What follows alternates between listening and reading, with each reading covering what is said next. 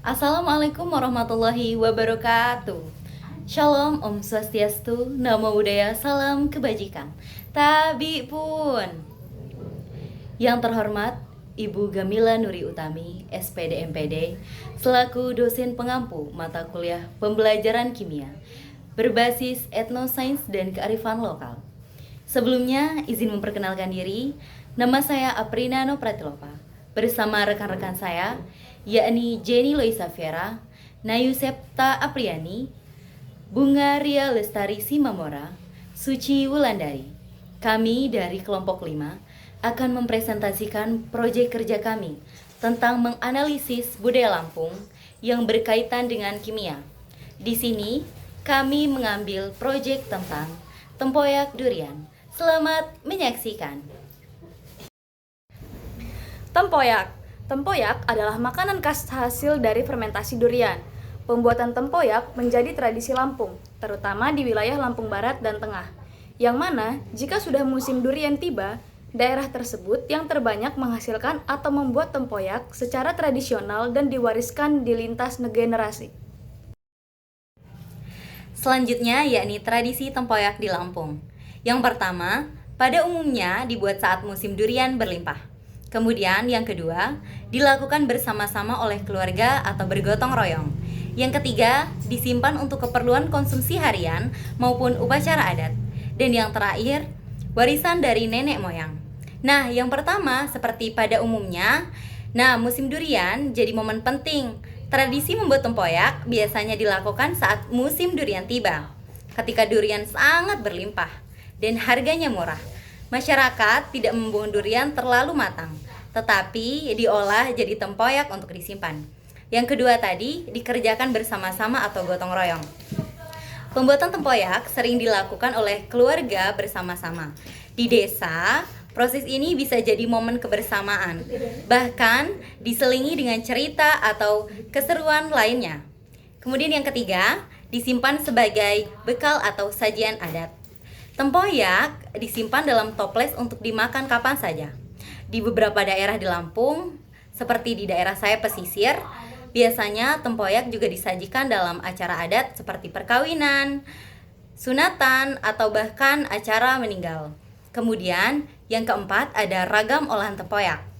Nah, di Lampung, tempoyak tidak hanya dimakan langsung, tapi juga diolah menjadi gulai tempoyak, seperti dicampur dengan ikan, menjadi sambal tempoyak, pecak tempoyak, dan tiap daerah punya sedikit perbedaan, rasa dan cara memasaknya. Dan yang terakhir, warisan dari nenek moyang. Masyarakat Lampung meyakini bahwa tempoyak adalah cara melestarikan makanan dan bentuk kearifan lokal dalam menjaga ketahanan pangan. Baik, langkah selanjutnya yaitu bahan-bahan.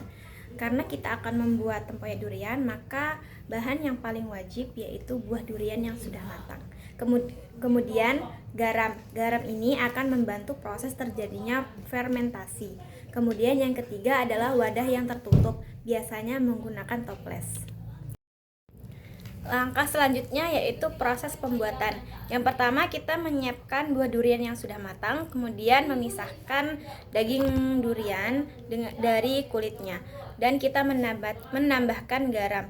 Kandungan garam yang ditambahkan dapat menghasilkan dua jenis tempoyak yang berbeda, yaitu tempoyak yang asam jika kandungan garam kurang dari 5% dan tempoyak asin jika diberi penambahan garam lebih dari 5%. Kandungan garam yang rendah akan lebih mendukung pertumbuhan bakteri asam laktat sehingga produk akhir mempunyai tingkat keasaman tinggi dalam waktu yang relatif lebih cepat dibandingkan dengan tempoyak yang diberi garam tinggi.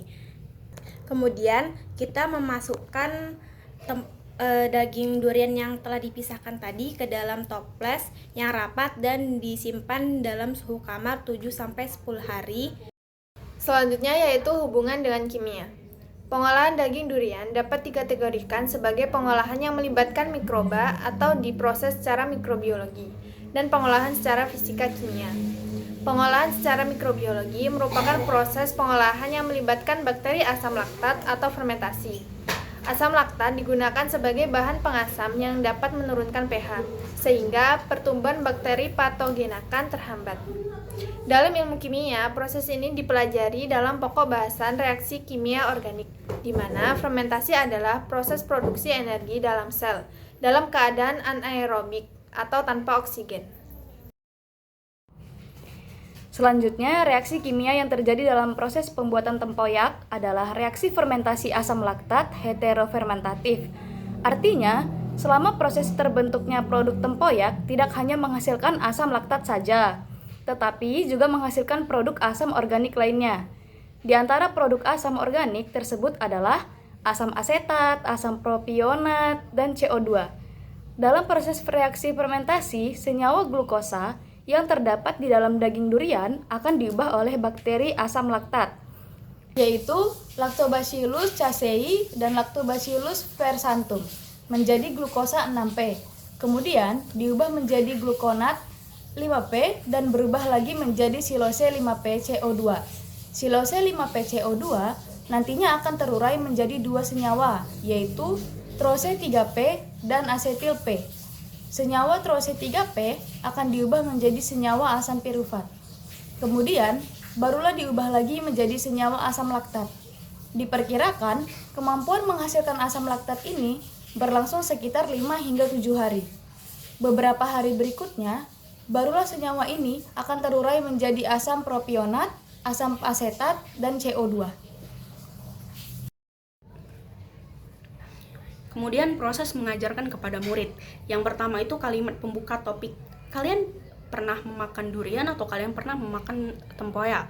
Nah, dari situ setelah kita mengajukan pertanyaan tersebut, siswa atau murid itu jadi rasa penasarannya tuh menumbuh dan rasa keingintahuannya.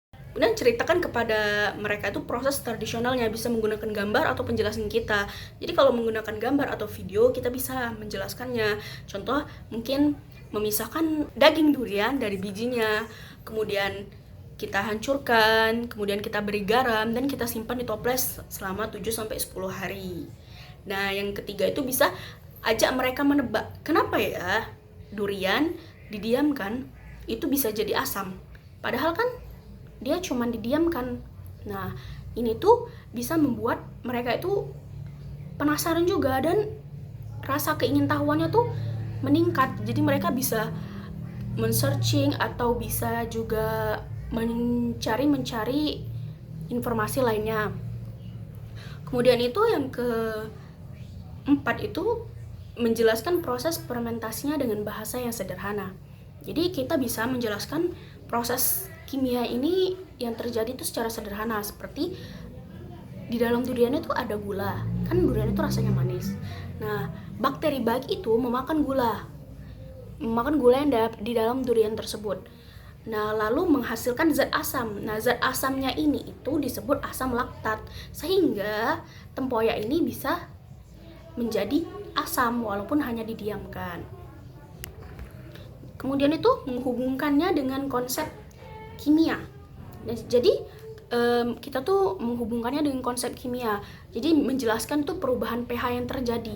Jadi pH yang terjadi itu makanan itu menjadi lebih asam dan awet. Terus manfaat dari tempoyak ini tuh, manfaat dari asam laktatnya ini itu menghambat pertumbuhan bakteri jahat. Kemudian mengaitkannya dengan pelajaran. Nah, di dalam fermentasi ini tuh mungkin kita bisa kaitkan dengan materi fermentasi, kemudian reaksi biokimia, bisa juga materi pH dan sifat asam. Kemudian memasukkan nilai etnosainsnya. Nah, dari sini tuh kita mengajak siswa itu menyadari bahwa zaman dulu itu nggak ada laboratorium, tetapi nenek moyang kita itu bisa mengawetkan makanan dan etnosains lainnya. Nah, mereka tahu ya, ini nenek moyang kita itu cara mengawetkan makanan tanpa tahu istilah bahwa itu asam laktat. Kemudian yang ketujuh itu ajak diskusi atau praktek. Jadi di sini setelah kita menjelaskan, setelah murid tadi paham, kita tuh bisa menggali lagi, mungkin apa sih selain tempoyak yang bisa difermentasi. Mungkin ada yang menjawab tape, ada yang menjawab yogurt. Nah, dari situ setelah mereka menjawab, kita bisa melakukan praktek, itu per kelompok atau secara mandiri. Selanjutnya yaitu kesimpulan. Tempoyak tidak hanya menjadi identitas kuliner daerah, tapi juga sarana pembelajaran etnosains yang menggabungkan budaya dengan konsep ilmiah, khususnya dalam proses fermentasi dan perubahan kimia alami. Baik, sekian pemaparan presentasi dari kami. Lebih dan kurangnya kami mohon maaf. Wassalamualaikum warahmatullahi wabarakatuh.